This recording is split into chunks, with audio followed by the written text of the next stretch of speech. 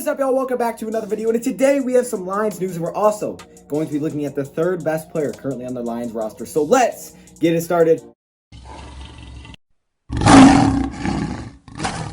What is up, everyone? Welcome into another video. I'm glad you guys are here once again, and I do want to say I appreciate the heck out of you guys for all the likes on yesterday's night episode. So I'm going to be trying to do this thing kind of quick, that way I can get it out to you guys before it's too late. But since you guys liked it so much, you guys smashed that like button, I was like, you know what? I got to bring in back-to-back episodes of this. And also, anybody for the Dosby Gaming franchise, I forgot to advance last time, so we're going to advance tomorrow at midnight Eastern time, just so you guys know, or sometime around there. My bad. I messed that up. So that's just side news. But we have Lions news, a little bit of Lions news, mainly some NFL news, so we'll touch on that first. And that is that teams are able to reopen their facilities, and coaches, I guess, are allowed to go back, but the players are not yet. So coaches can go back to the practice facilities. There may be a limit on how many coaches, but players cannot yet. So at this time, many NFL teams, including the Detroit Lions, are still doing everything from home. Everything is virtual. They're not going to the practice facilities.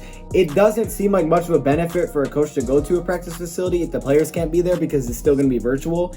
I don't know. Maybe there's a couple of different things they can do. Maybe they have more technology. But for the Lions' sake, at least at this time, they are still staying and doing everything from home. But we know Michigan, lifted the stay-at-home mandate sometime this week, so we may be getting somewhere. And training camp is expected to kick off for the Lions from mid to late July. And then obviously after July, it's August, and then we're starting to talk about preseason. So yes, we may be getting somewhere, to just wait and see. But maybe that's a little bit of encouraging news. As I get more information, I'll give it to you guys. Now, let's talk about the third best player currently on the Lions roster. And coming in at number 1 spot, we have Matthew Stafford. Coming in at the number 2 spot, we had Kenny Golladay. But let me just say, this for you, believe the hype. I really struggled to pick number 3. I did. There's a lot of options. There's tons of options for me to go here. I mean, I was even looking at some of our new additions, all right, if that gives anything away. It's really hard to look at new additions because I don't know what they're going to give us, but some you just have to have those high expectations for. And man, I really struggled. There's a couple of players here, a couple of surprise players I was thinking about putting here. One that I think would shock everybody, so I didn't know if I wanted to do that. I may be keeping this too bland, maybe too boring. I can't see myself putting anybody else in the top 3 here, so I'm gonna keep it simple for this one. All right, we're not gonna go crazy. We're gonna keep it simple. And at number 3, the third best player currently on the Detroit Lions roster. Now I want a drum roll. Come on. At number 3, we have Aaron Sipas, the punter. Here we go. My real number 3, the third best player currently on the Lions roster, according to me. Again, comment below.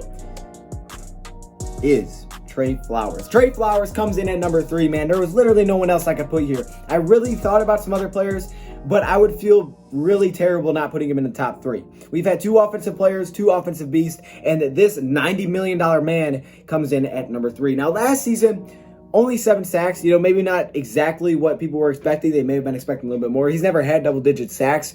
But I have to look at this and say, okay, one, he was a little bit banged up early in the year, and once he continued to get healthy, he was really good. He graded out well against the run, and he got a lot of pass rush, and he really didn't have a nice little sidekick. He didn't really have anyone taking pressure off him. We know the Lions don't blitz anyways that much, so he's just kind of coming with not a lot of players. But the defensive line as a whole, aside from him last year, was riddled with injuries and a lot of players not playing up to their potential or not playing up to what they did the year before, right? Snacks Harrison didn't play well last season. If he had 2018 snacks, maybe he looks a lot better. H-John Robinson wasn't great. Deshaun Hand was injured. We had so many other question marks, and it was kind of just him. He was the only guy that was consistently getting the job done on the defensive line, and I feel like if he gets a really nice partner, this guy could get to double-digit sacks, and we may see that this season, with Danny Shelton. He could open him up a little bit. Maybe the Lions blitz a little bit more because they have trust in the secondary. Maybe he gets to the quarterback a few times. Maybe if Deshaun Hand or Romeo stays healthy and they can consistently play across from Trey Flowers, maybe that'll be a sidekick. I don't know. Something needs to happen. Something needs to happen that, take some pressure off him. But last season, the pressure was on him. You knew Trey Flowers on that D-line, and that was the guy. And ever since, once, about mid-season kicked on, this guy just looked like such dominant. He just looked so dominant, man. This dude was really, really good. He was so good against the Packers, man. The offensive lineman had to put his hands to his face mask, and still Trey Flowers got called for it. It was crazy. We all know about the face mask game. Trey Flowers started rolling, and this dude was balling out. To me, this guy comes in at number 3. I couldn't keep him out of the top 3. Okay, kind of a slow start, but this monster, he's going to live up to that big deal. The Lions don't blitz a lot, so you got to keep that in mind. But man, I think he's going to get better and better. And that was just his first year here. Didn't have a lot of supporting cast.